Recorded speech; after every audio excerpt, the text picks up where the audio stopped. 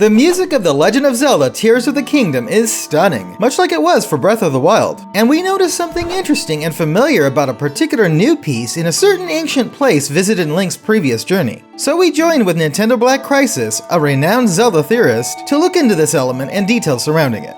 At the edge of Tanagar Canyon lie the remains of the Forgotten Temple, home to an immense statue symbolizing the goddess Hylia. When we explored this remnant of the distant past in Breath of the Wild, it was overrun with decayed guardians. These machines since have vanished, with small camps of common monsters taking their place. But what also changed here is the background music, giving faint hints of an iconic melody.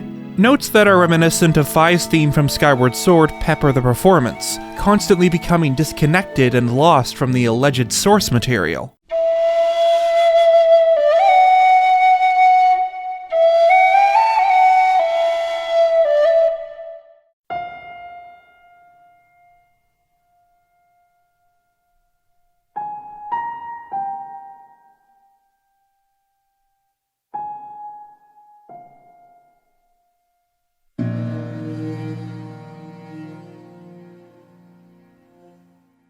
It's as though the millennia that passed deteriorated the memories of the piece itself, as if it were saying, how did it go again? It's been so long.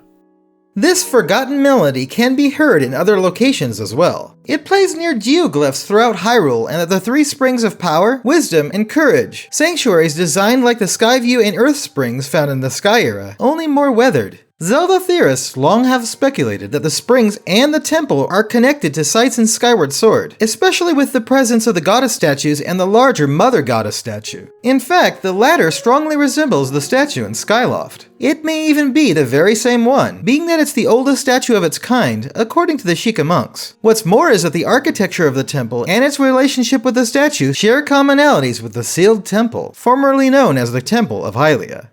The connection to Skyward Sword doesn't stop here, but bear in mind that the following is a mild spoiler relating to a side quest, and even a small part of the main story. So if you wish to learn the relevant details on your own, pause now and resume after completing the mission involving the Forgotten Temple. You have been forewarned.